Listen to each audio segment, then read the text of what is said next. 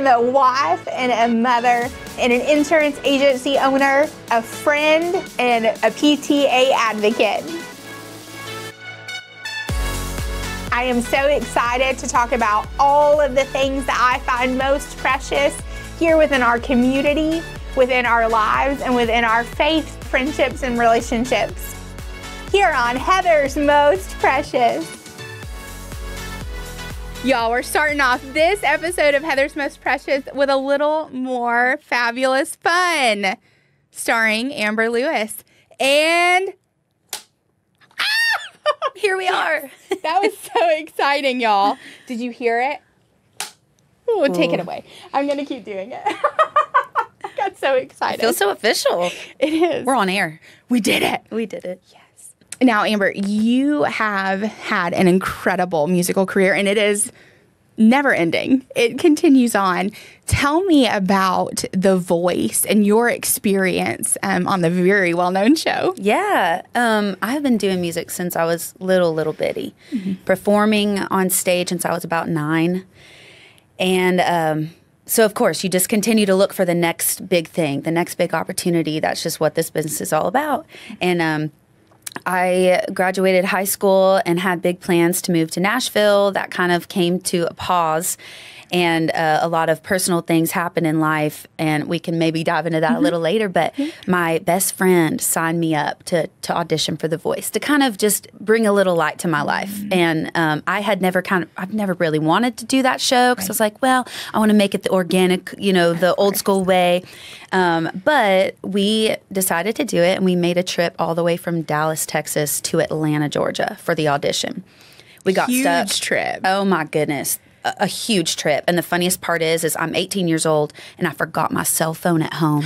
So I went all the way to Atlanta, which ended up being like a 17-hour trip because of all the traffic. My grandmother, Mimi Jean, me, my best friend, Alex Bravada, and her mama. And so we drove out there and made it a little trip. I auditioned. I made it past a few of the rounds. There's a lot of preliminary rounds.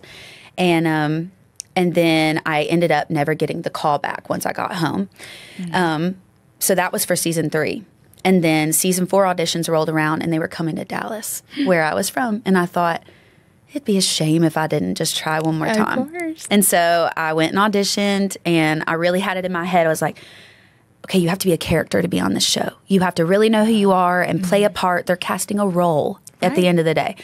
And so I was like, I'm a country singer from Texas. I want Blake Shelton as my coach. And ended up making it and made it all the way to top 4 that year on Team Adam, of all things. So That's amazing. Yeah. I love that. He was always my favorite coach. And so I love that. And probably, right, I think so many people tend to do better when they don't go with the genre, right? Because how much more did you learn because you were with someone who wasn't a country star? So much more, I think. And they can hear things and show you things that even pop, even R&B, any of those can also help shape your voice, right? Totally. To be a better country musician. I love it. It totally stretched me in so many ways. I learned so much about myself. I remember one week he wanted me to do an Adele song, and it was Skyfall from the big movie soundtrack. Yes.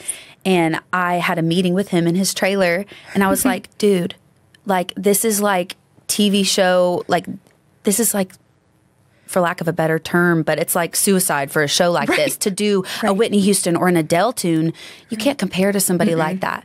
And he argued and argued with me back, and I ended up doing the song, and that was like kind of the song I was known for on that season, which was a really cool just learning experience. I think you can tend to doubt yourself a lot in those scenarios, especially in a competition. And so it was like, you know what? Take the song and let's just conquer it. Let's do this. Put your own spin on it. Yeah. And it turned out really well. I love that. And again, people can always see more in you than you can ever see in yourself. Yeah, and I said that slowly on purpose because I think so much, right? That is the thing that we need it to resonate with ourselves. We will always overthink. We will always doubt ourselves, especially as women. That's so true. Always, and especially as wives and mothers and small business owners, like all of this stuff, right, tends to take over. Yeah. And yet if we can remember that just believing when other people give us the encouragement instead of, taking it and immediately spitting it back out. No. I know. Oh, man. Let it sink in. I need that lesson. I love that. I'm the world's worst at, if somebody's like, you look so pretty today. I'm like, well, you look so pretty today. I can't just say thank you. Right. That's a good lesson for all of us to learn. But also, right, when can you not use we're Southern Belles, born and raised. So sometimes it feels rude to not include them in it. Yes, I think that's exactly it. Yeah. Because I think that's where, even if I wasn't throwing it away, it's that I want you to know you're valuable and important and just as pretty. What you see in me, I see in you. Mm-hmm. But then again, we're taking away the joy of the compliment when we don't just say thank you and acknowledge, because then I think sometimes it can feel like if you've been on the other side of when you are the complimenter, right? It can sometimes take away the joy that you wanted to have, and then maybe it feels like they didn't actually hear what you said. They didn't appreciate the compliment. Yeah, that is so true. Right. All the things. I'm going to be working on that one. Yeah, well, add it to the list, sister, right? Exactly. What is one thing that being on The Voice, we can only see shows like that from one angle. Typically, it's from the couch, right? Totally. What is something that surprised you when you were actually a part of it? Well, the first thing that comes to mind is when we all were there, and there was probably 150 to 200 people in a hotel that were going through more auditions out in Burbank, California. And they would slowly dwindle people down. And we called it the Hunger Games, because it was like people just would start flying home, like, you're out, you're out, you're out. And the people that remained were the ones that would end up on the show. But I remember the team, the crew that worked for The Voice, remembering our names so quickly. And it made it feel so personable, like they really cared about you, even when there was 150 people there. And I liked that. My experience on The Voice was really positive in that way. And I was season 4, so it's kind of like an OG season where they were really still getting started. And so I don't know what it's on now, like season 26 or something, probably. Been wild. But I don't know how it is now. But I remember it being just really nice. Everybody was so nice. And really, I felt like they saw you. Of course. And that's all anyone ever wants, right? Totally. Is to be seen. Yeah. And known. And I was 19 when I actually made it on season 4 and flew out to California. And a lot of the girls that were 18 and younger had a parent that they would have to have a guardian come with them. Well, I was right over that cusp, and I was sent out to California on my own. And that was a bit hard, personally, for me to really stay focused on why I was there. And you're around a whole different, a lot of cultures, people from different backgrounds, and you're just kind of submerged in it. Talking about Southern Belle, it's interesting to all of a sudden be submerged into all these different cultures, different people, and different ways of life. But it was just another learning experience. Of course. And a piece that helped shape you. Totally. As an artist and a person and in all of the realms. I love that. Yeah. Well, y'all are hearing today from my dear friend, Amber Carrington Lewis. Yes. Always important to add that, right? Oh, yeah. I kept my maiden name, and I just put it as my middle name. I don't know what you ended up doing, but I just felt like Carrington marked a really important time in my life. Obviously, it's from my dad and my family lineage, but it's kind of like my music name. And I couldn't let it go. Right. It's very important. Yeah. I think that's huge. Now, I wanted to start off a little bit because I think The Voice is probably one of the bigger accomplishments. And from that, it truly did propel you. And I think finding yourself in, your music is phenomenal anyway. Favorite voice. If I could steal one like Ursula did, it would be yours, my pretty little friend. But there it is. And now here I am. I've painted myself as the crazy lady with the eels. I know. Well, could be worse things, right? She's a pretty awesome villain, though. She's probably one of my favorites in all of Disney. Yeah. I wish I could laugh like that. Actually, it would probably scare people. I'm probably glad that I can't. But why don't you give it a try? No, I'm just kidding. Oh, probably not. We're going to scare everyone around us. Tell us something that, I know we've talked about kind of the music, but who are you outside? If we take that mask off, who would you say you are? I guess I would say I'm a granddaughter, a daughter, and a big sister because my family's everything to me. I'm a mom too. Oh my gosh, I left out one of the big ones. I have a 3-year-old daughter, and I'm a wife. Oh my gosh, look at that.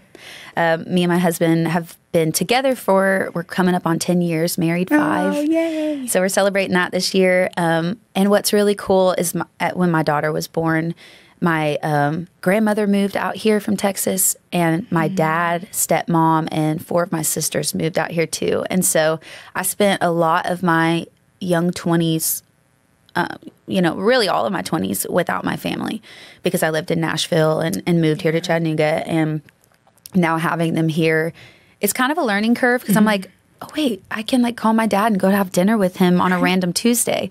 This is awesome. Or I have babysitters to watch my kids so I can go on a date night.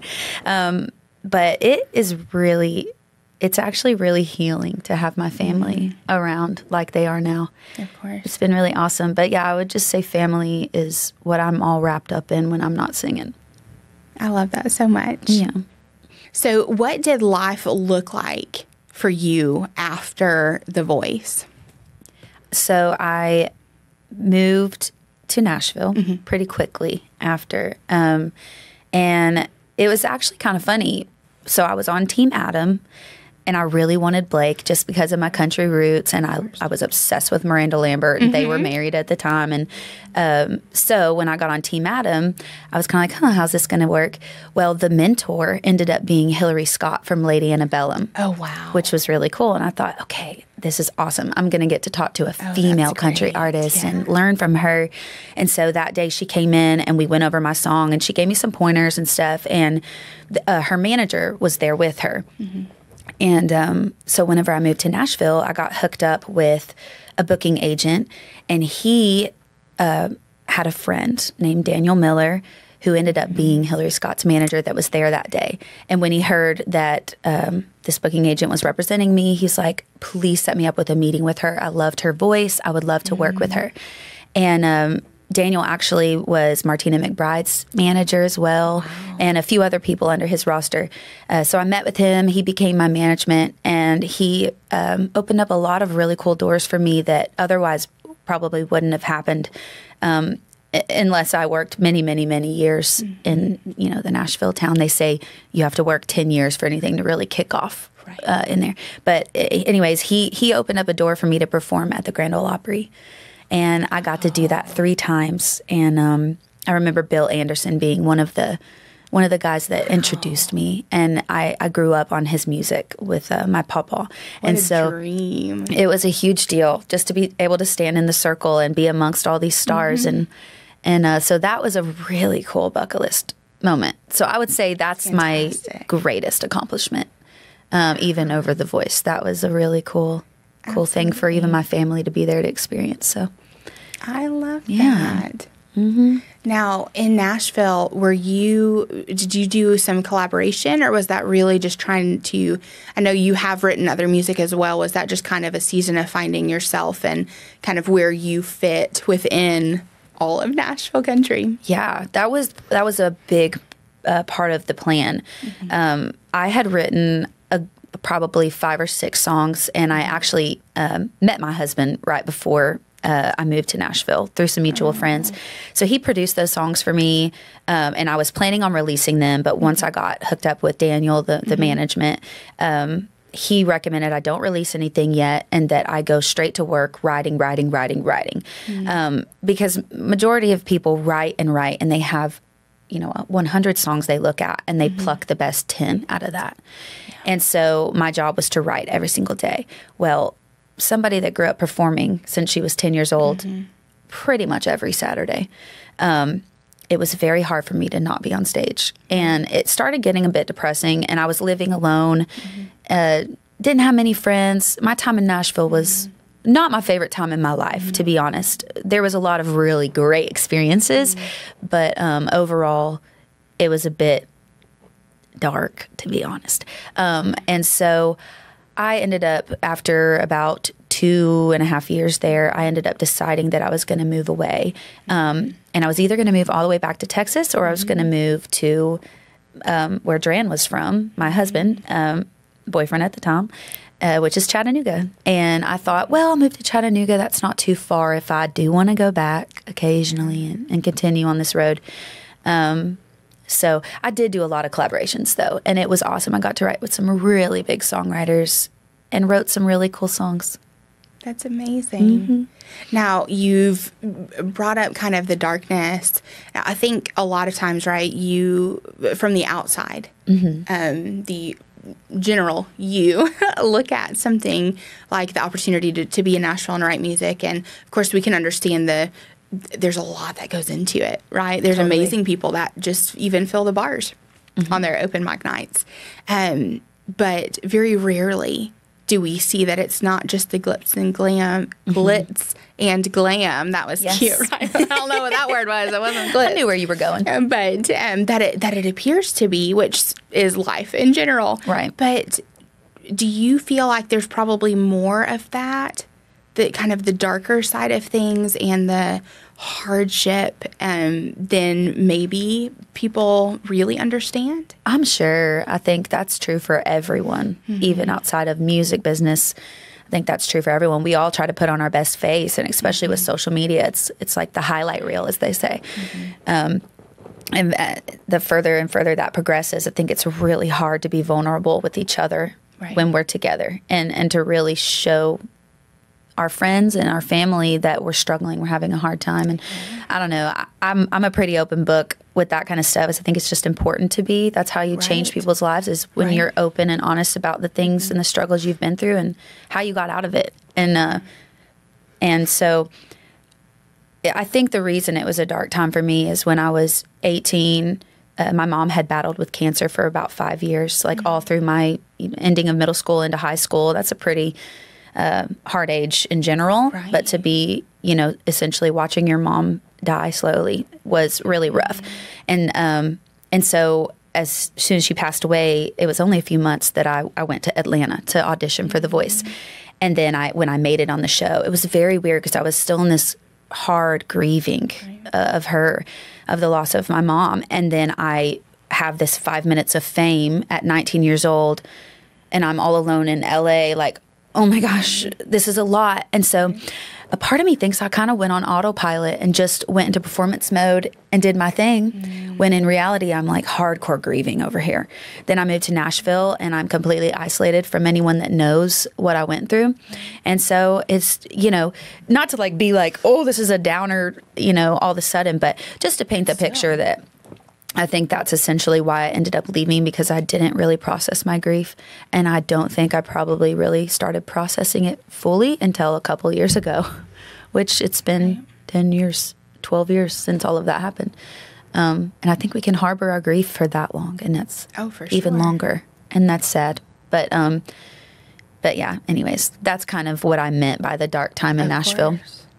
And that's such... the proof that personal and professional, right? It's so hard to keep things separate, right? When you are bleeding, when you are hurt, it's going to get on everything. And you can only fake it for so long. Oh, for sure. For sure. I hate that you went through that season anyway. No one should have to go through the pain of losing a mama, and not just losing them, but watching the agony that goes with trying to fight a battle. Totally. And whether it is a success or a loss, it's and you mentioned being at that pivotal age, and you were. That is a time that is so crucial in development and in what that is, and you're the oldest of 9. Which is a whole story in itself. Right.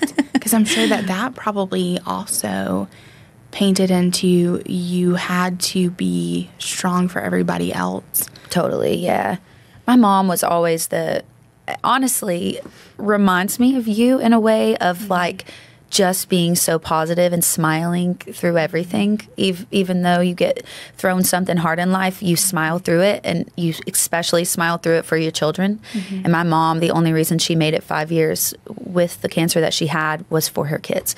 And she was just the happiest person I've ever met. She would light up any room she walked into, and her smile is like iconic to me.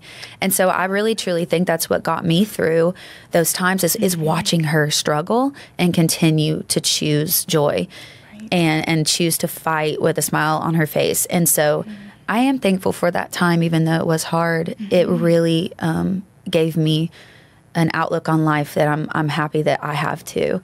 Similar to her.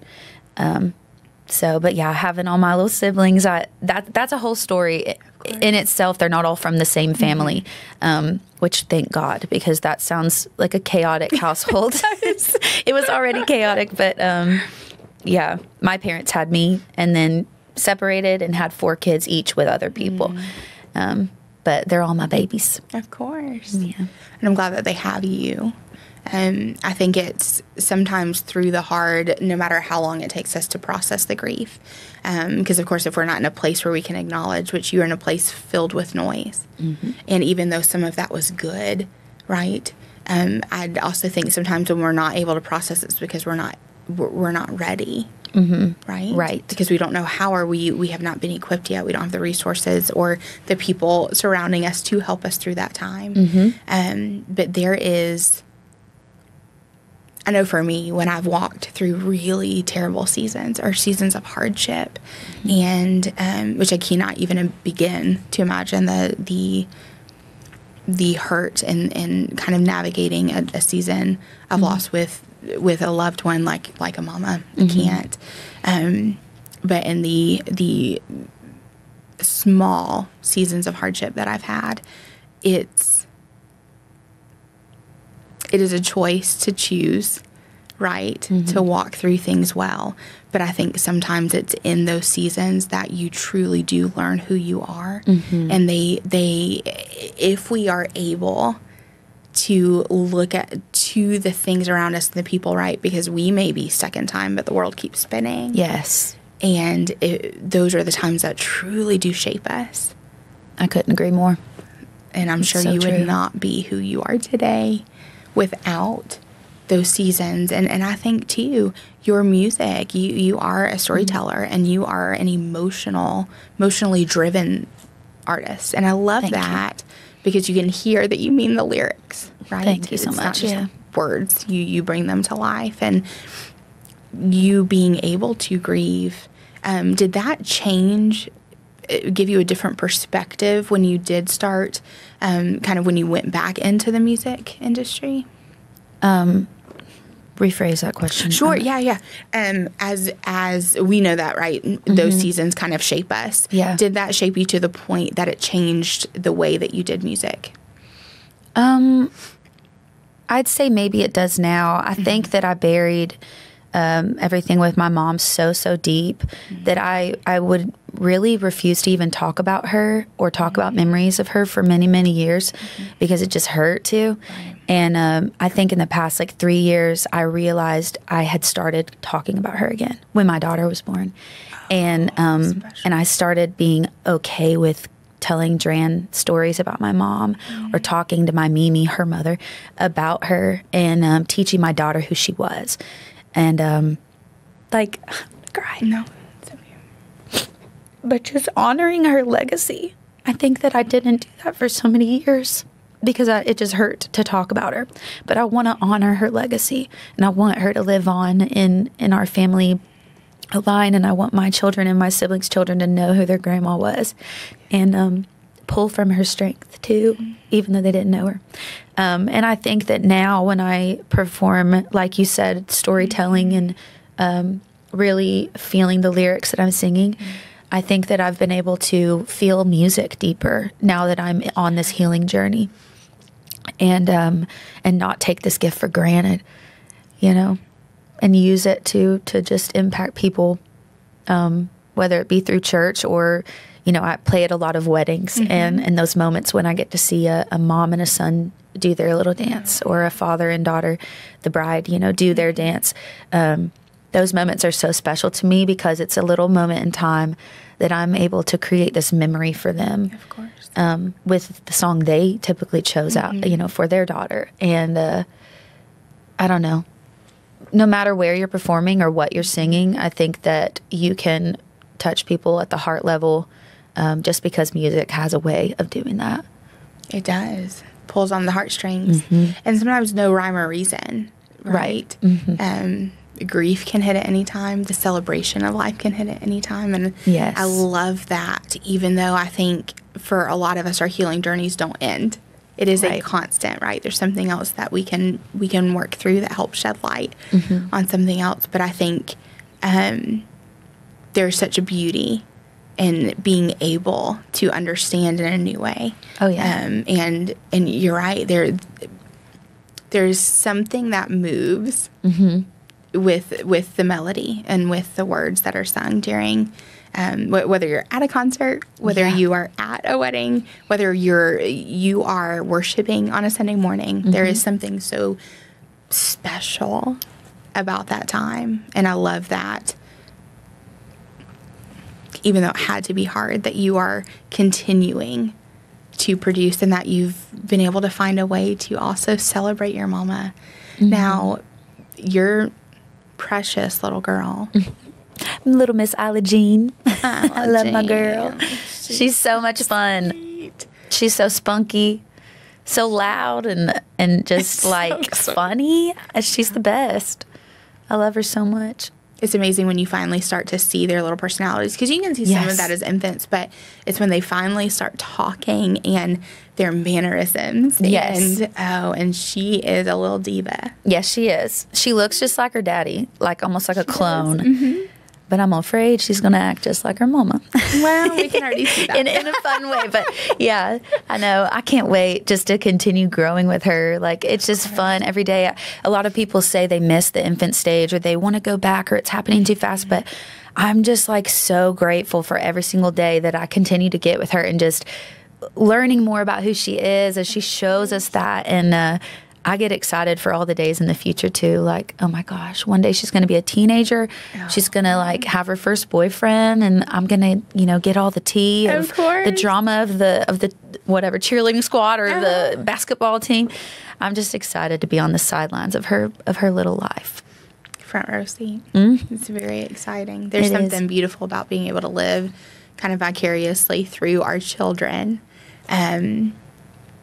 And just see the world through their eyes, because I think that even if you are positive and fun and upbeat like we are, right? Pretty perfect. There is the hardship of adulthood weighs heavy sometimes, right? Just the mundane tasks. So you lose that joy, and there's something about seeing it through your children's eyes. Yes. Whether it's something that you just take something for granted, or whether it's the way that they storytell, the way that they are able to live in their imagination. Yes. It's such a beautiful journey and ride that we get to take with them. It really is. It's cool to see the world, like you said, through her eyes, just discovering. Absolutely. And I love it. Motherhood is, I think it's cool because I think my dream since I was little was something in music. I think my goal essentially was to make money doing music because there was one time, you've probably heard this quote, but I heard a guy say that you'll never work a day in your life if you do something you love. And so I don't necessarily think my goal ever was fame and fortune. I think it was I wanted to make money doing music. I wanted to pay my bills doing music, and that's what I've ended up doing, and I'm really proud of that. A lot of different facets make up, how we do our lives, Dre and I. But it's all surrounded on music. And, I want my daughter to learn that. I want her to do something that she loves and find that and to hone that craft and to figure out a way to stay passionate about it. But I don't want her to end up doing something she hates for the rest of her life. Some of us get locked into a job and it's like, you spend like majority of your life doing that. Absolutely. So I feel really blessed that I get to do music in all the capacities I do. Of course. And she gets to see art brought to life in that way. Yes. And I think it already I would have said she's an incredibly blessed little girl, but getting to see y'all take your passion and there is purpose within it. Yes. Right? And that she can dream big because she's seeing her parents do that day in and day out. There is such beauty to that, which I love. Now, you mentioned being able to let her kind of get to know your mom, talk about your mom. If somebody is going through that, where they now have a little girl and they're trying to celebrate, whether it is a mom or a dad or a grandparent, that's where I am with my granny gramps. What are some ways that even having a toddler, you're able to help celebrate someone very dear to you that is no longer physically here? Yeah. A few things come to mind. I think focusing on the little memories that just kind of hit you and implementing those into what you do with your child. My mom loved to have dance parties before bedtime. And so we'd turn the music on loud and we would just groove. And then it was go to sleep, we'll see you tomorrow. And so we have little dance parties and that kind of makes me feel like my mom's right there dancing with us, or Christmas time. Moms make Christmas magical. I think that is so true because once mom passed, my little siblings didn't really have Christmas in the same way that we used to when I was little. And one of the last things that my mom did before she passed, kind of just getting our house ready and for just, I don't know, because she knew she was going to be gone. Which I think this is so sweet. But she wrote out the instructions on how to put the Christmas tree together, which is so precious and thoughtful and kind of really sad at the same time. But when I put up the Christmas tree, it's just a whole ordeal. I want Isla to be a big part of that, and I want to kind of honor my mom in that way. And so there's many ways that you can honor your loved ones that have gone, and I think it's the small things like that that honor them in the biggest ways. They do, bringing them back into the tradition. I think that's a beautiful thing. And, listeners, if you are in a place where you are still healing and still grieving and working through the loss of a loved one, I hope that you know that you can still find such great joy in the day-to-day moments. And whether you have an infant and you're singing your loved one's favorite song, whether you have a toddler and you're getting to decorate the tree and doing all of these traditions, dance parties and different ways to celebrate or through photos, or whether you have a teenager and you're actually able to celebrate them through sharing amazing stories that will really resonate with them. I would encourage you, part of your healing is going to be within bringing them, keeping their memory alive. And there is such joy, as hard as it is sometimes. But also, I think often we forget that our kids need to see us grieve. Yeah. I think for a long time, there was a part of me that felt after my accident that I still had to put on the face that everything was fine, even if it wasn't, because we don't want our kids to harbor resentment for somebody else, right? Or stress. Yes, we don't want them to take on our worry, right? We would like to be the worrywart. And I think, though, so often I remember having a fall and being mortified because my kids literally saw me wailing. And that killed me in so many ways. But then I remember, I praise the Lord for the way I've been able to walk through this season with positivity and with still working out of the home and still going out and doing things and going on vacations and doing all of the things that, essentially I've not allowed this to slow me down in ways. But at the same time, they have to see that I am a human, that it is real to experience loss. It is real to have a hard day. And that doesn't define you.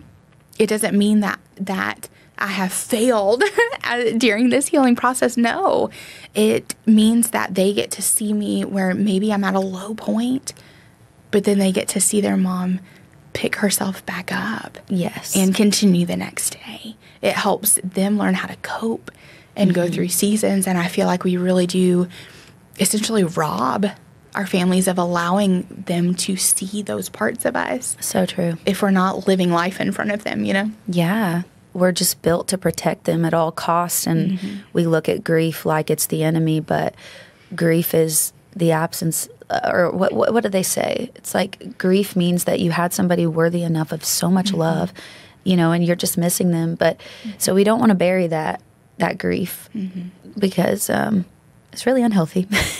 I did it. I know. But yeah, just showcase it to our kids and show them that we can conquer the hard times and absolutely find our way out of it. Yeah. Yeah. All the good things. All the good things. As we've talked about but we've talked about music careers. We've talked about kind of difficulty with loss. And then, of course, all of the hats that we wear, right? We know wife, mother, daughter, you know, working, all of these things that we end up spreading so thin. How has that affected marriage? Ooh, man. Having a baby is a hard thing on a marriage. It is. But it's also like one of the greatest blessings, and it brings you together in such a cool new way. I think the baby isn't really the hard part. It's getting to know this new version of yourself, and it's getting to know this new dynamic within your marriage. Dran and I are unique in a way that we started off best friends for a couple years. He was just my guitar player. I even fired him from my band once because he was flirting with me. I was like, this is business, sir. Oh, goodness. I'm going to find a new guitar player. And then I missed him too much. So I brought him back. But we are, we're best friends. We're obviously married. We are business partners in a lot of ways. We're bandmates. So our lives crisscross a whole lot, pretty much at all times. And then now, we're roommates. We have to do chores together and keep up the house and all of that annoying stuff. Pay bills together and like all that stress.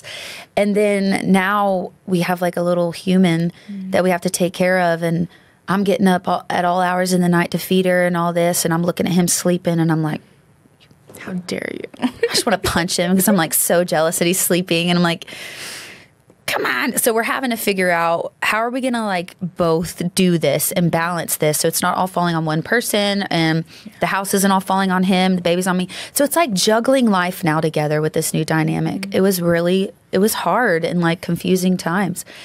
But seeing him as a dad, it was just, oh my gosh, I just fell so much more in love with him. Seeing him be all gentle and sweet with this little baby. And I remember watching him feed her a bottle for the very first time. And he had no clue what he was doing. It was so cute. And he is the greatest father. I don't think I really thought about that when I married someone like, will they be a great father? That didn't cross my mind. I was just like, I really love this guy. He's awesome. We get along so well. But then when he became a father, I thought, wow, I really picked the perfect one. Yeah. And I don't know, God did that. It had nothing to do with me. But yeah, he's such a great dad. And he loves his little girl more than anything.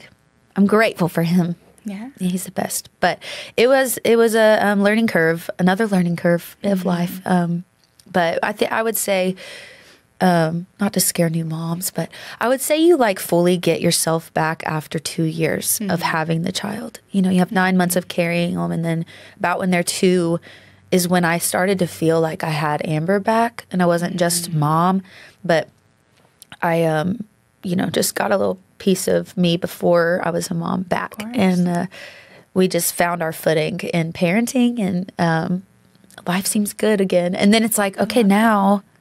We're not good again. That sounds terrible. Not that it was bad, but you're tracking me, right? Moms are understanding me. Absolutely. But now it's like, okay, when are we going to have the next one? So that's where we're at right now. We're like, okay, is it time or do we want to wait another year? So that's exciting to be planning. You don't want to wait. You want another one? You're like, you want another baby. And I'm here to babysit. Baby. I know. My uterus is contracting just hearing it. I carry a baby. Hey, that's a real thing. I swear.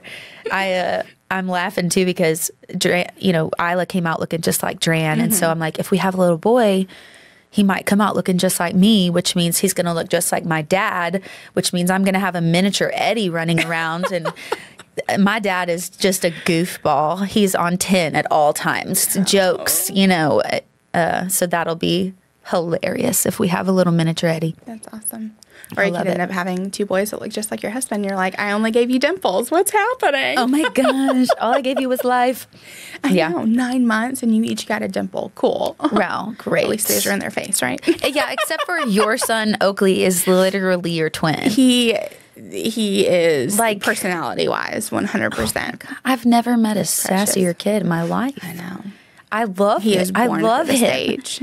He's so much fun. And he just rattles off. Like, he just knows how to have a conversation and flow so fast. And just, he'll, like, make fun. He has jokes. He's quick. I love that kid.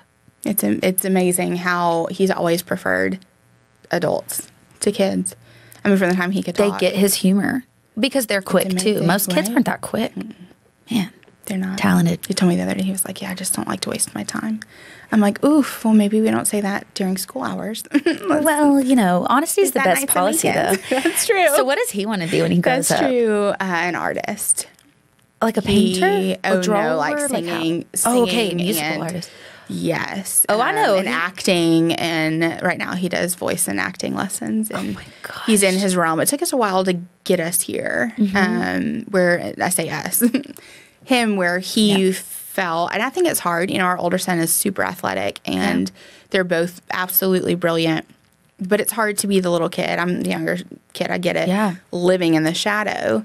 And he doesn't like competition, so he doesn't want to be on a roster. And that was always so, so important to him.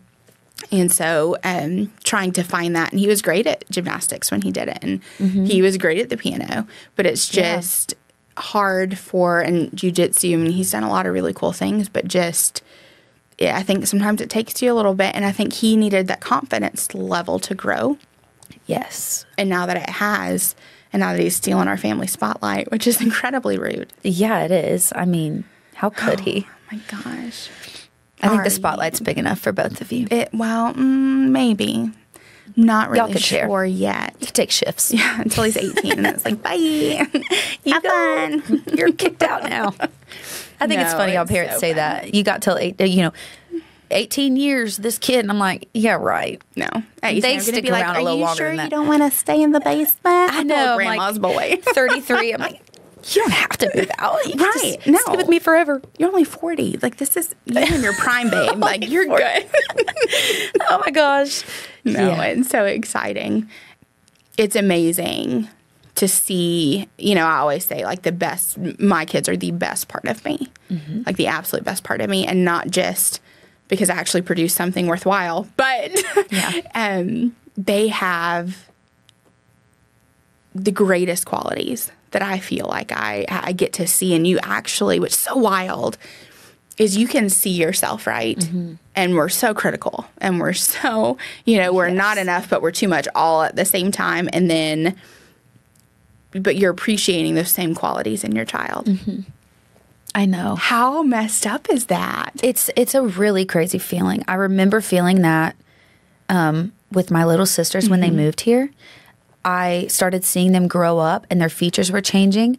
And I like caught a glimpse of my little sister Riley, and we all kind of have this like dominant chin.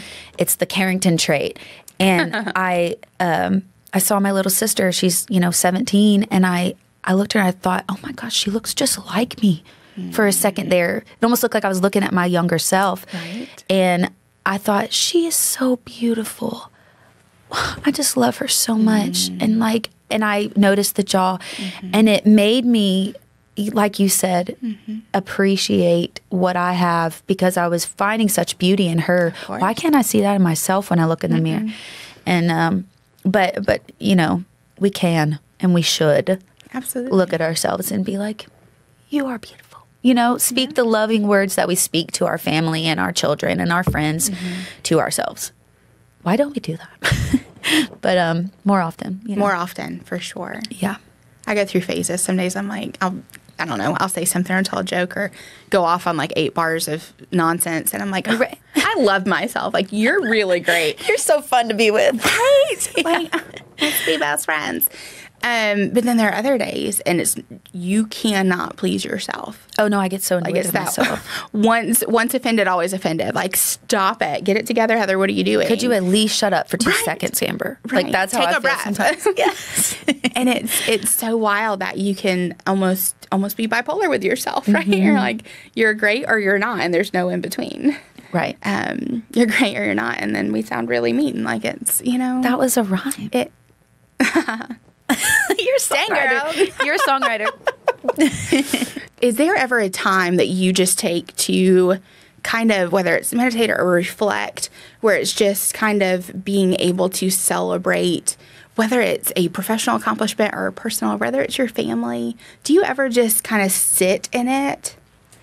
I have to do that quite often to keep myself sane, I think, because our lives are so fast paced and there's like so many things on the calendar, all in different places, and like juggling it all. And I'm like, I remember going through a time where I wished I couldn't sing so that I could just go get like a dental assistant license and work a 9 to 5 and like do this life that didn't require all this other energy and like entrepreneurship and time and money and clothes and outfits and hair and like just all doing the whole thing.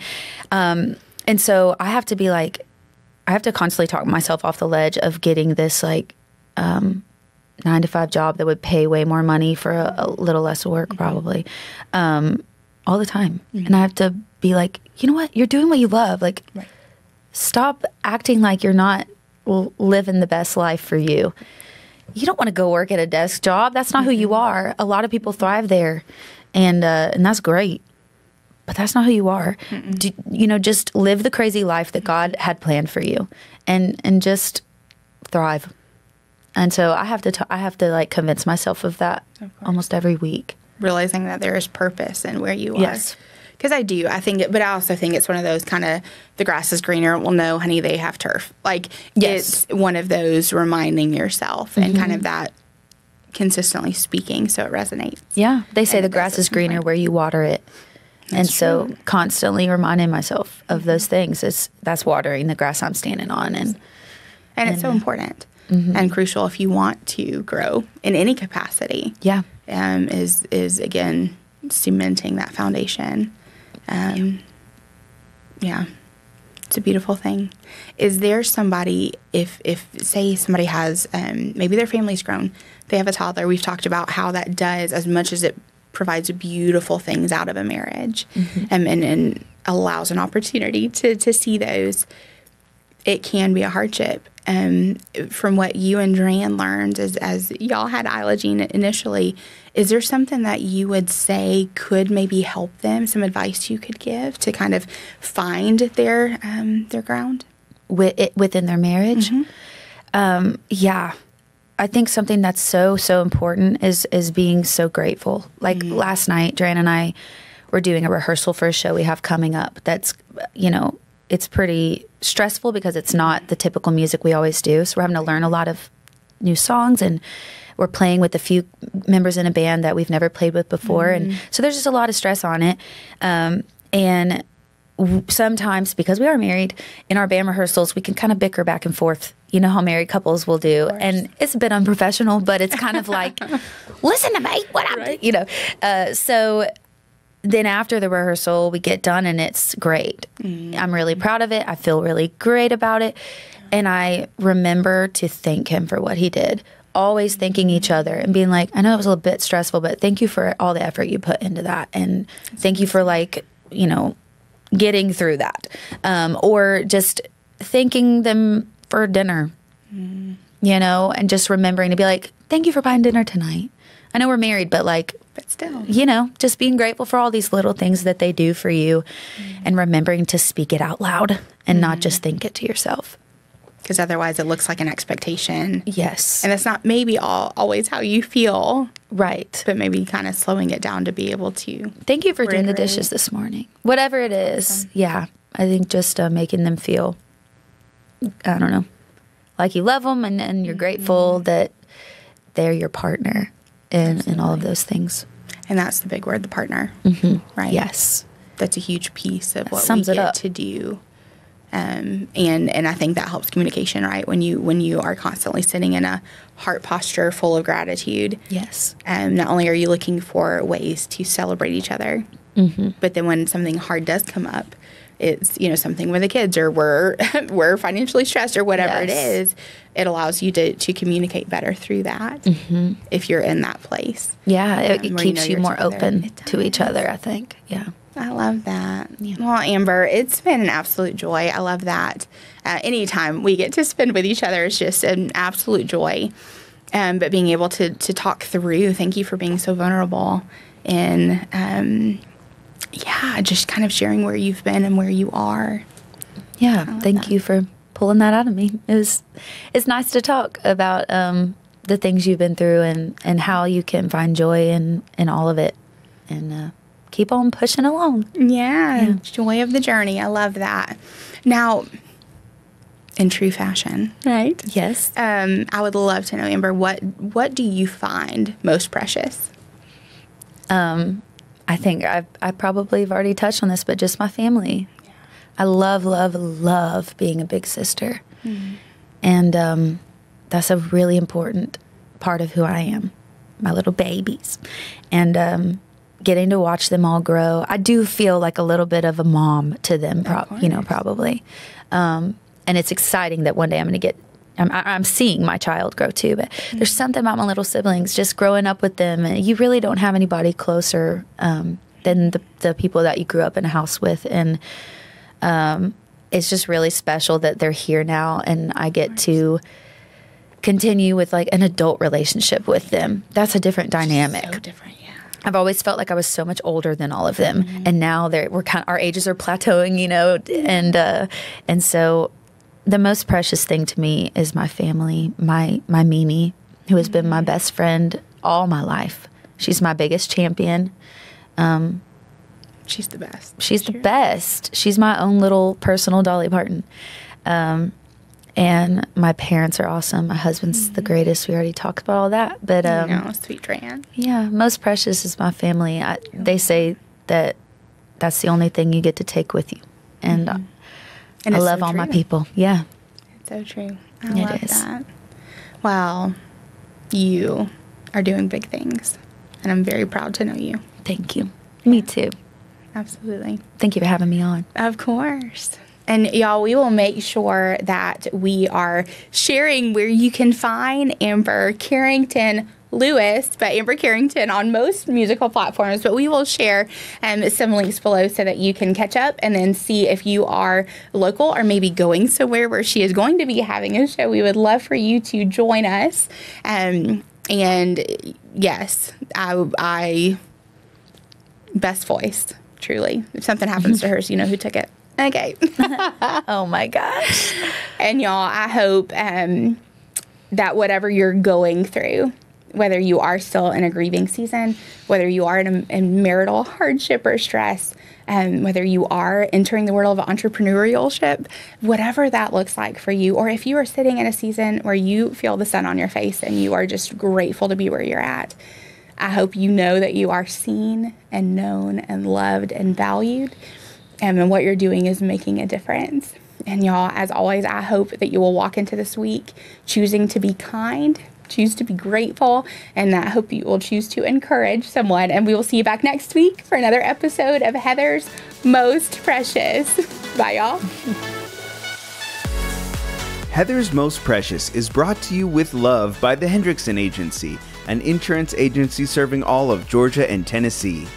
The Hendrickson Agency, properly protecting your most precious possessions. Support for Heather's Most Precious is provided by Study.com, which offers SAT and ACT study materials and even has resources for AP and college credit courses. Listeners of Heather's Most Precious get 30% off their first 3 months of any subscription level with offer code PRECIOUS. Just go to Study.com and use offer code PRECIOUS at checkout. Heather's Most Precious is produced by Chattanooga Podcast Studios and is part of the Podnooga Network. Find out more at ChattanoogaPodcastStudios.com. Thanks again for listening. We'll be back soon with another episode of Heather's Most Precious.